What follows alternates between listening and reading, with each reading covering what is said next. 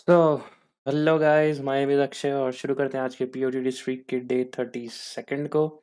तो देखते हैं आज का क्वेश्चन क्या है और लास्ट में यार 2-3 अनाउंसमेंट है चैनल को लेकर के, तो उसको कवर करेंगे। तो ठीक है, आज के क्वेश्चन का नाम है मैजिक ट्रिपलेट्स एरेज का क्वेश्चन है।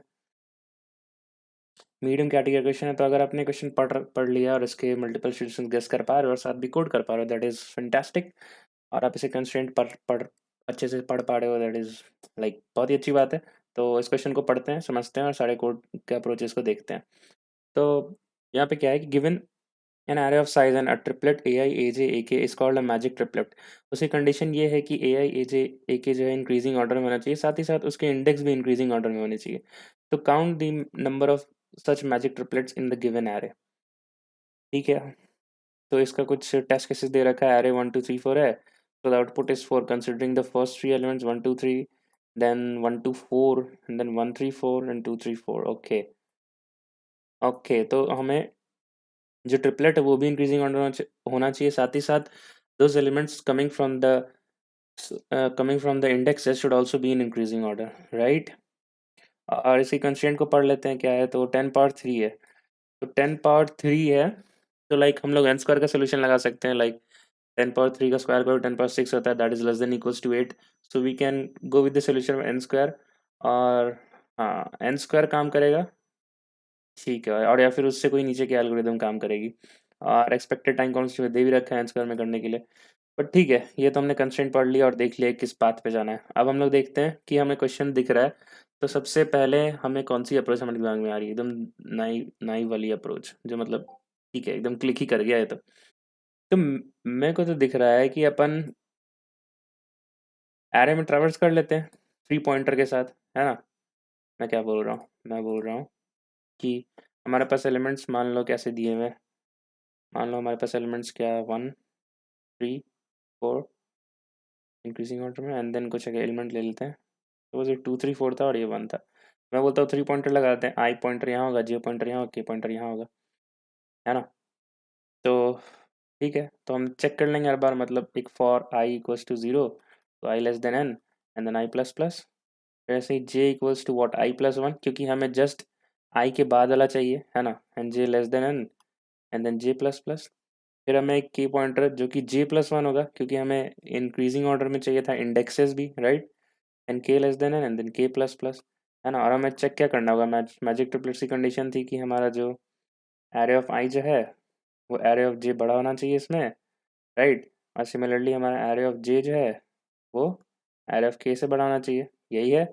ऐसा है तो c प्लस प्लस कर देंगे और लास्ट में रिटर्न c कर देंगे, यही है। बिल्कुल सही बात है, 3 पॉइंटर अप्रोच, है ना। तो इसकी टाइम कॉम्प्लेक्सिटी लेकिन क्या हो जाएगी, ओ of N cube.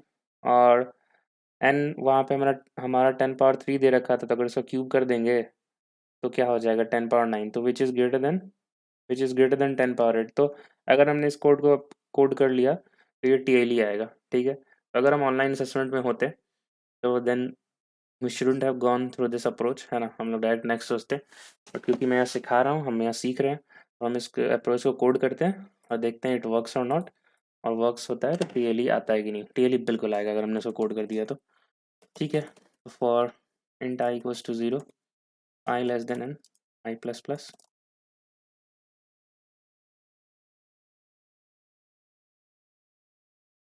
And then for int j equals to I plus 1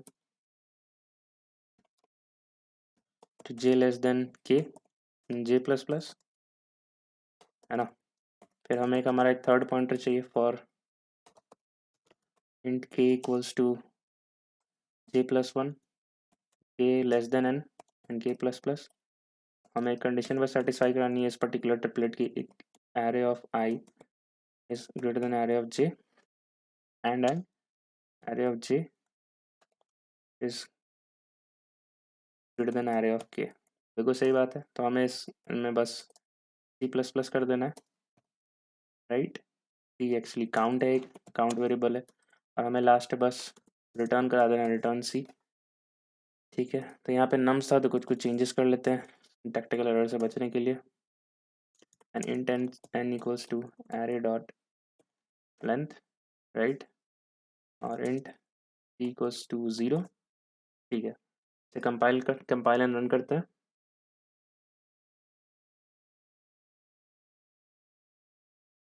तो ओके, मैंने यहाँ लेस देन के क्यों लिखा है, लेस देन एन होगा।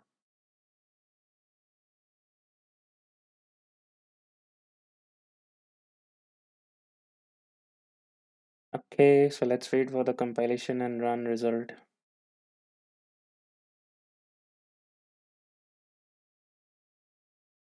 इतना समय क्यों लग रहा है यार। तो फाइनली ये रन हो गया और हम देख सकते हैं कि आउटपुट एक्सपेक्टेड आउटपुट मैच हो गया है, राइट। तो हम इसे एक दूसरे टेस्ट केस के लिए भी टेस्ट करके देख लेते हैं। तो सपोज हमारे पास 4 एलिमेंट्स थे, and 2 3 and 4, and last element हम छोटा डाल देते हैं 1। इस केस में हमारा आंसर 1 होना चाहिए। ठीक है, इसको सबमिट करते हैं। ऑब्वियस सी बात है टी एल ही आएगा, but that's what we wanted to come, right.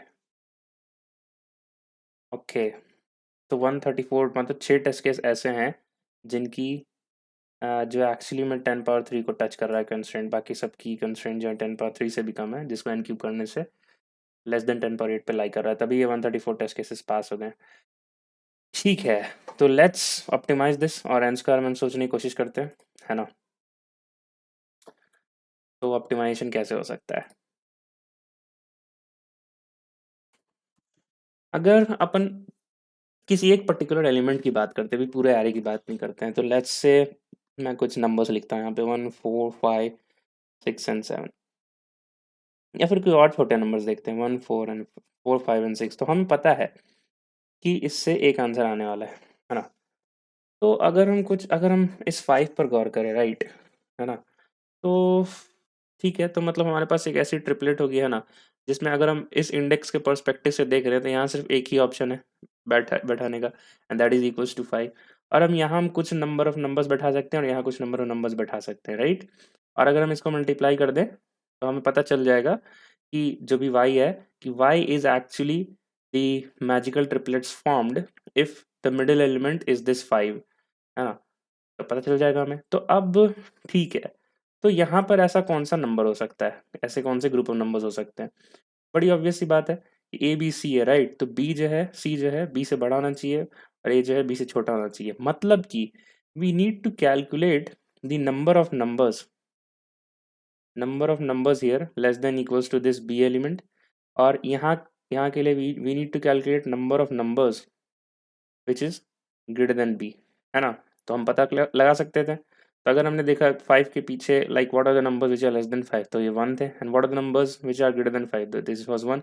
1 into 1 into 1 1, तो ये 1 हमारा फॉर्म भी हो रहा है, राइट। तो हम इस थ्योरी को एक बार यहाँ पे चेक कर लेते हैं। मैंने यहाँ पे बिल्कुल बताया आपको कि ये इंट्यूशन कैसे बिल्ड हुई, राइट। एक परमुटेशन फॉर्म करने का हमने कोशिश किया, लॉजिक ड्राइव करने की कोशिश किया। फिर हमने देखा कि अगर हम सिर्फ एक नंबर के पर्सपेक्टिव से सोच रहे हैं, राइट, तो उसके लेफ्ट और राइट में कौन से ग्रुप ऑफ नंबर्स की पॉसिबिलिटी हो सकती है। तो हमने देखा कि हमें ये ऐसे रेंज में नंबर्स चाहिए, राइट, जो इस कंडीशन को फॉलो करें। तो इसका मतलब है अगर हम सिर्फ मिडिल एलिमेंट्स के पर्सपेक्टिव से सोच रहे हैं, the numbers of numbers that can be lie on the left hand side will be actually equal to the less of the uh, actually equal to the less of the element which are actually considering the ये middle वाली है, and the number of numbers which can lie on the right hand side will be actually greater than to the actual element of the of our perspective, है ना, जो कि ये middle वाली element है। तो ठीक है, इस थ्योरी को हम यहाँ जज एक बार चेक करके देख लेते हैं। तो लेट्स से हम इस पर्टिकुलर नंबर पे थे, एंड हमें पता है कि ये कुछ ए बी एंड सी है, राइट। और यहाँ पे हमेशा इसकी पॉसिबिलिटी हमेशा 1 ही रही, क्योंकि हम सिर्फ एक नंबर के पर्सपेक्टिव से चेक कर रहे हैं। तो हमें यहाँ चाहिए group of numbers, number of numbers which are less than 5। तो हम ठीक है, हम मान लो हमारे पास है, मैनुअली जाके देख लेते हैं। तो 2 है, ठीक है, 2 पॉसिबिलिटी है। और यहाँ पे क्या 2 पॉसिबिलिटी है। तो according to our theory, according to our intuition, इसका आंसर 4 होना चाहिए। किसके पर्सपेक्टिव से, सिर्फ इसके पर्सपेक्टिव से, like the numbers, actually the triplets having mid number as 5, S5। तो चेक करके देख लेते हैं। अगर हमारा मिड नंबर 5 है, तो एक ट्रिपलेट तो हमारी मुझे दिख रही है 4 5 6, दूसरी ट्रिपलेट दिख रही है 4 5 7। अगर हमारा मिड नंबर 5 है, तो एक मुझे दिख रहा है 1 5 एंड 6, और एक मुझे दिख रहा है 1 5 एंड 7। और कोई भी ट्रिपलेट आप नहीं बना सकते हो considering the fact that middle number should be equals to 5, है ना। और ट्रिपलेट बनेगी 5 6 7, but here middle element fifth नहीं है ना, and we are just considering the fact that के मिडिल नंबर्स F5 होने चाहिए। ठीक है, तो मुझे एक बात समझ में आ रही है कि जैसे ही हमने ये चीज़ इस एलिमेंट के लिए कैलकुलेट किया, वैसे ही हम एक फॉर लूप लगा के सारे एलिमेंट के लिए कैलकुलेट कर लेते हैं, तो हमें पता चल जाएगा, राइट। और हर एक पर्सपेक्टिव के एलिमेंट से क्या क्या आंसर आ रहा है उसको सम करते हुए चलेंगे। जैसे 5 के पर्सपेक्टिव से 4 आंसर आ रहा था, राइट। तो 1 4 और 6 7 के पर्सपेक्टिव से भी चेक कर लेते हैं एक बार। तो हमारा एरे क्या था, 1 4 5 6 7, है ना। तो हम एक लार्ज एरे रखते हैं, एक स्मॉल एरे ठीक रखते हैं, ठीक है। तो हम क्या कर सकते हैं यहाँ पे कि हमें चेक करना है कि राइट में ये राइट वाला पार्ट है, ये लेफ्ट वाला पार्ट है, राइट। तो 1 से कितने बड़े नंबर्स है, तो ये 4 है ना। और इसके लेफ्ट में 1 के लेफ्ट में numbers which are smaller than 1 that is 0। फिर 4 के राइट में चेक करते हैं 5 6 7 दैट इज 3। 5 के राइट में अगेन 2, 6 के राइट में 1, 7 के राइट में 0। एलिमेंट्स नहीं बचे। 4 के लेफ्ट में 1, 5 के लेफ्ट में 2, 6 के लेफ्ट में 5 4 1 3 एंड 7 के लेफ्ट में 4 नंबर्स। हमें इन सब का बस मल्टीप्लिकेशन रिटर्न करना है। 4 प्लस 0 प्लस 3 प्लस 4, देखो ये कंट्रीब्यूशन 4 दे रहा है, हमने ऊपर इसका ड्राई रन भी किया था। 3 प्लस 0, तो इसका आंसर क्या हो रहा है, 4 3 7 प्लस 3 10, ठीक है। तो instead of like manually forming all the triplets, हम थोड़ा कस्टम इनपुट का हेल्प ले लेते हैं और हम इस नंबर्स के लिए चेक कर लेते हैं कि आंसर 10 आ रहा है या नहीं। तो एलिमेंट्स और नंबर ऑफ एलिमेंट्स और 5 1 4, मैं भूल गया एलिमेंट्स कहते हैं, 1 4 5 6 7, ठीक है।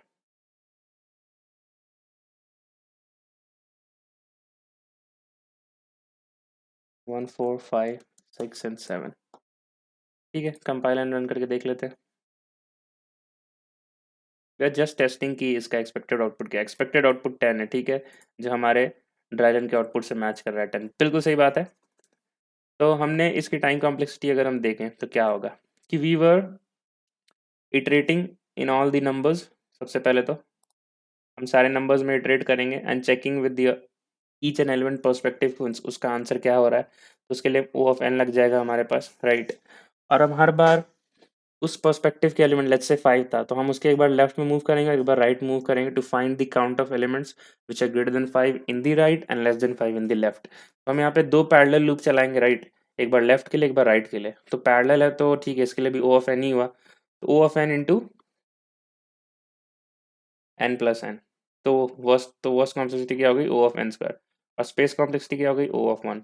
बिल्कुल सही बात है। तो अगर हमने इस अप्रोच को कोड कर लिया तो ये अब चलेगा ये कोड। तो इसके स्टेप्स डिसाइड कर लेते हैं यार फट से। तो हमारे पास एक ग्लोबल फॉर लूप होगा जो सारे एलिमेंट्स में इटरेट करेगा। फिर हमारे पास दो नेस्टेड फॉर लूप होंगे जो एक्चुअली में, जैसे मान लो आई इक्वल्स टू ये जीरो इंडेक्स है, 0 1 2 3 4 5। अब हम इस इंडेक्स की बात करें तो हमें इसके पीछे भी जाना है और आगे भी जाना है ना।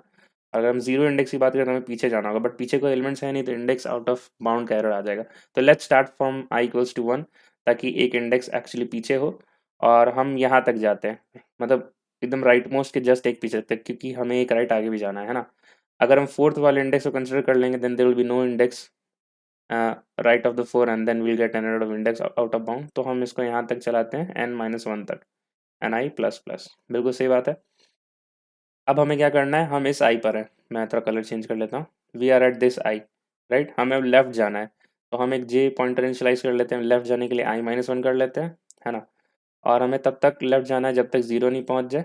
तो जे माइनस माइनस, हमें चेक क्या करना है, वी वांट कि हमारा एलिमेंट जो है वो स्मॉलर हो, तो काउंट प्लस प्लस कर देंगे, तो ठीक है। तो if array of J is what less than array of I, है ना, तो we will do L plus plus. ये हमारा एक लूप हो गया। अब हमें क्या करना है, हमें राइट में जाना है। तो we were at this pointer, तो हमें आगे जाने के लिए what for K equals to I plus 1, right, and K is what less than N and K plus plus, ठीक है। हमें चाहिए ग्रेटर देन एलिमेंट्स, राइट। हम चेक कर लेंगे कि इफ एरे ऑफ के जो है वो ग्रेटर देन किससे होना चाहिए, array of i, actually the element from the perspective we were thinking of, है ना। तो ठीक है, इस केस में हो तो आर प्लस प्लस कर लेंगे।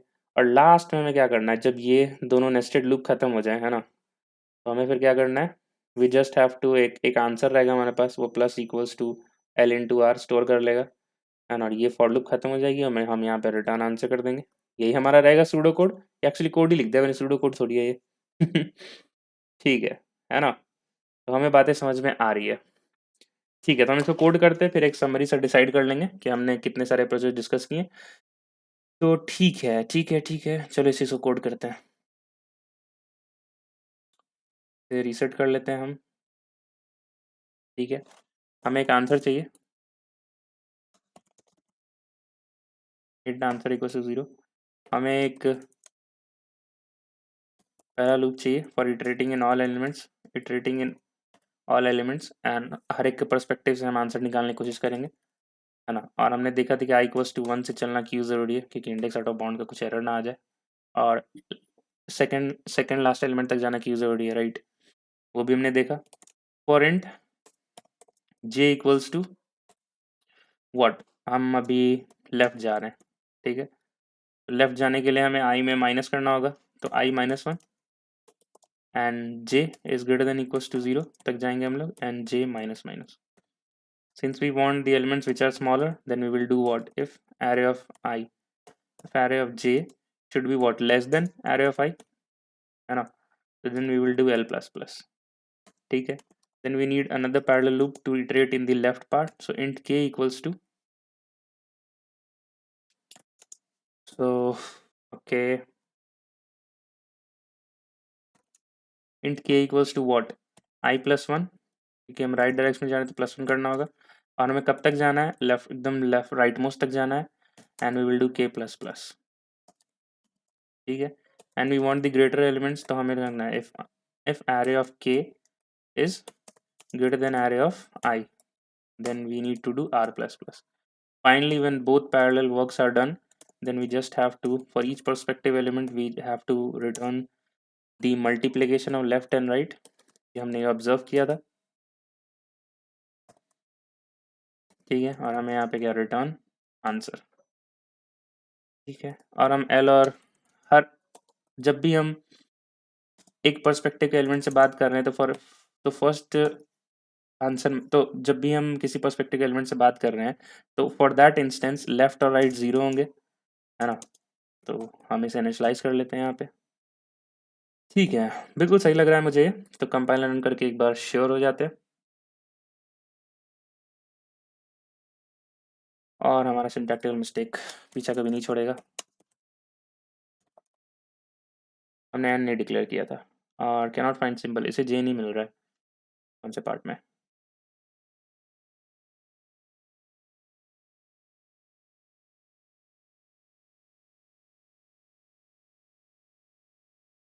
ओके, हमने एरे नहीं मिल रहा है इसे, राइट? हमने एरे को रीनेम करना होगा। तो अब बिल्कुल सही है, या मुझे एरे लिखने की आदत है, तो मैं इसलिए बार बार चेंज कर देता हूँ। ठीक है, हमारा कोड रन कर रहा है, लेट्स सबमिट इट। तो फैंटास्टिक, ऑल 140 केसेस रैन थ्रू। होना ही था, एन स्क्वायर में हमने कोड कर दिया था। तो एन स्क्वायर का 10 पावर 3 है, राइट? तो 10 पावर 3 का स्क्वायर लाइक 10 पावर 6 होता है, विच इज़ लेस देन 8। तो बिल्कुल ये काम करना चाहिए। तो एक बार फटाफट समरी डिसाइड कर लेते हैं यार, है ना? हमने मेथड 1 देखा क्या, उसमें लग रहा था ओ ऑफ एन क्यूब सबसे नाइव अप्रोच थी, 3 पॉइंटर अप्रोच थी। ठीक है, फिर हमने मेथड 2 देखा, हमने देखा कि कुछ परमुटेशन जैसा कुछ बना सकते हैं, permutation with respect to each element.